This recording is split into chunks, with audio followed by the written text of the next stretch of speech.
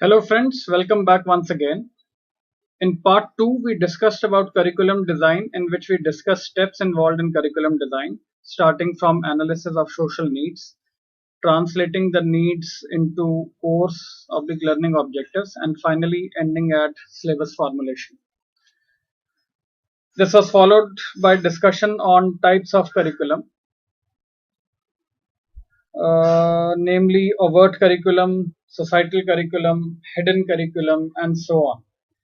We also briefly touched three phases of curriculum development that were instruction development, material development, and methods of teaching and testing, which we are going to discuss in detail in the next session by help of practical examples.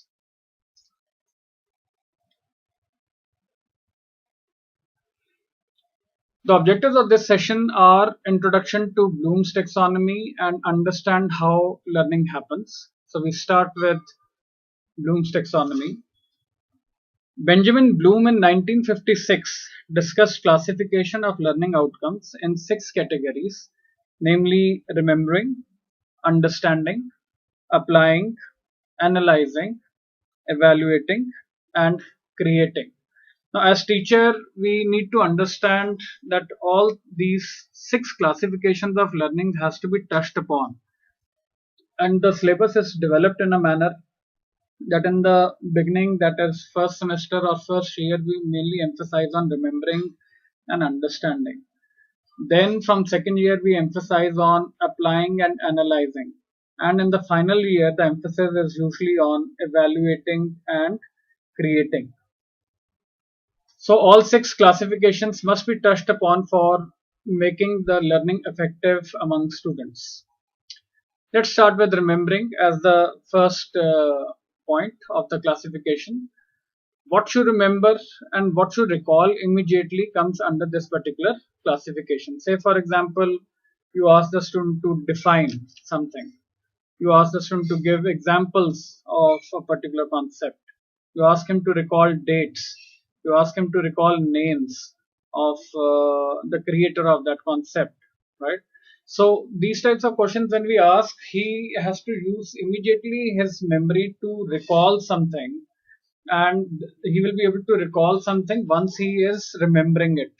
So the concept has to go into short-term memory or a long-term memory for this, and it will be better that if the concept goes into the long-term memory of the student, it becomes a permanent part of his memory, and he will be able to remember those things forever.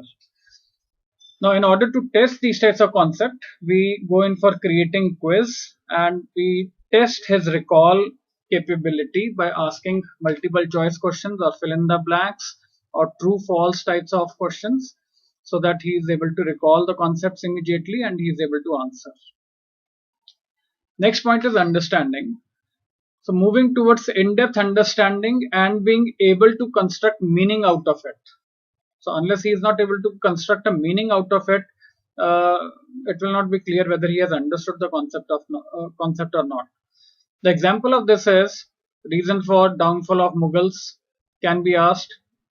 He can be asked about teachings of Kabir and Baba Nanak. He can be asked how does nervous system work. So we basically ask the student to explain the concepts in order to test his understanding. Applying. Put your knowledge to use.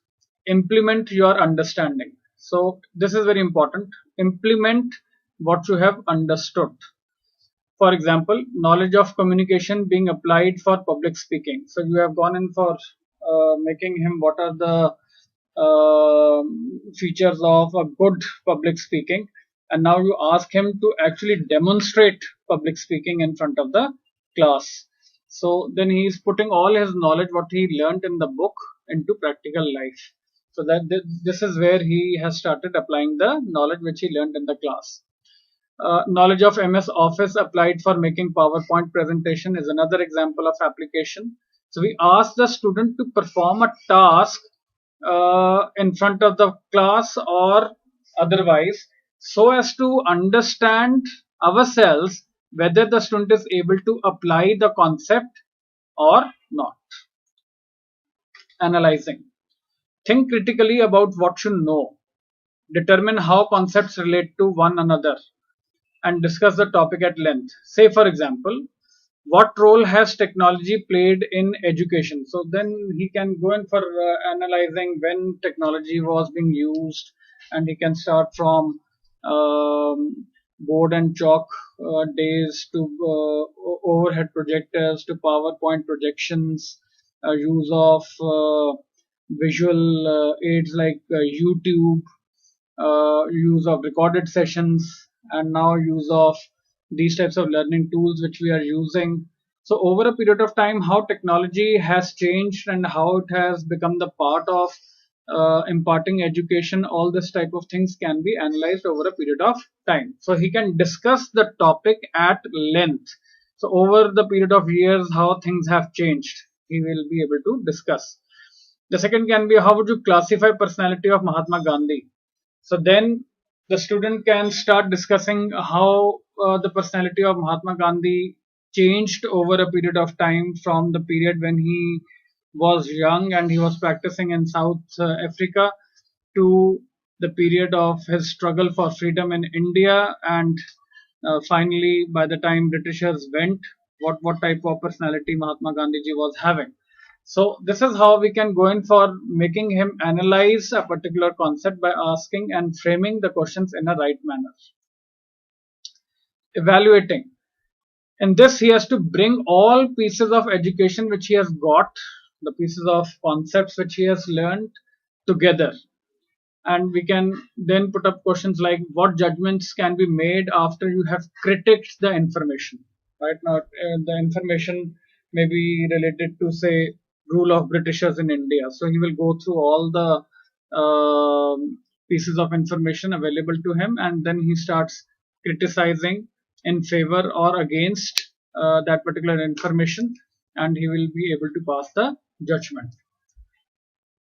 What are the characteristics of consumer buying luxury products? So if this type of question is asked, now he has to not only evaluate luxury products, but he first of all has to evaluate normal products, how luxury products are different, and then he has to emphasize upon the characteristics of consumer buying related to luxury products. So unless he doesn't understand the buying characteristics of normal product and how luxury products are different from a normal product, he won't be able to tell us in detail the characteristics of consumer buying behavior for luxury products. What type of storylines are popular with horror film audience? So again, he has to first of all understand what type of storylines are actually available, be it related to comedy, be it science fiction, be it a commercial type of theater drama, right? And then how horror films are different from the types of different storylines which we discussed. And then in particular, he has to tell the storyline that are popular with horror film audience. This is very important concept. Creating all education which we are giving to student is with the goal of creation. So unless he is not able to make the knowledge gained he is not able to use the knowledge gained in real life, then till that point of time his knowledge is of no use. So he should be able to create a website to use for selling products. So he has gone in for doing a BCA, but ultimately we find that he is not able to create a website. So that type of knowledge will again be questionable. Write an essay on luxury consumers. So he will be able to write essay on luxury consumers only when he knows what are the different types of consumers and what are the different types of products and services available. Prepare an audio video presentation illustrating 4 P's of marketing. So he has to go out into the market and then go in for discussing all 4 P's through that video which he is creating, and he has to explain it to us. So when we give these types of exercises to the students, he is able to create something and show it to us. And the moment he starts creating, the knowledge which we have tried to give to the student goes into long-term memory of the student. So this is very important, that our student should be able to create something at the end of 2 years, 3 years, or the duration of the course, and then we can be sure that he has taken away some skills by undergoing that particular course. This is very important to understand how does learning happen. So make students develop their own notes and ask them to review it. They should be able to reflect on their notes. It is not that we dictate them and they go in for writing, but whatever we explain to them, whatever we discuss in the class, they should be able to take the notes out of it, and then they should be able to put forward their viewpoint into it, and ultimately we should go through their notes to see whether they have been able to understand what we were trying to explain in the class or not.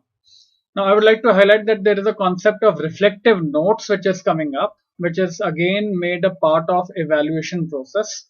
And we ask our students to maintain a diary in which he goes in for writing notes. And sometimes we also give him some types of exercises which he has to do so as to create a reflection of his understanding through those notes.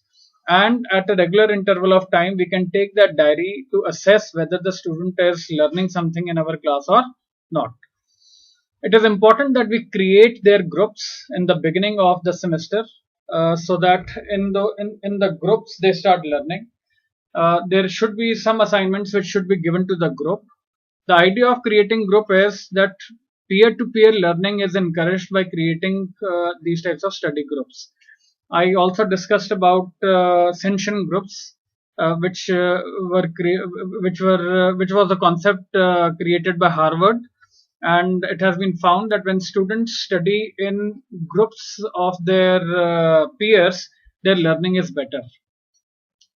Discuss and address to their concerns. So their learning, through their learning, they may be having some difficulties, and as teachers, we must address to their difficulties and remove them. We should avoid discouraging them.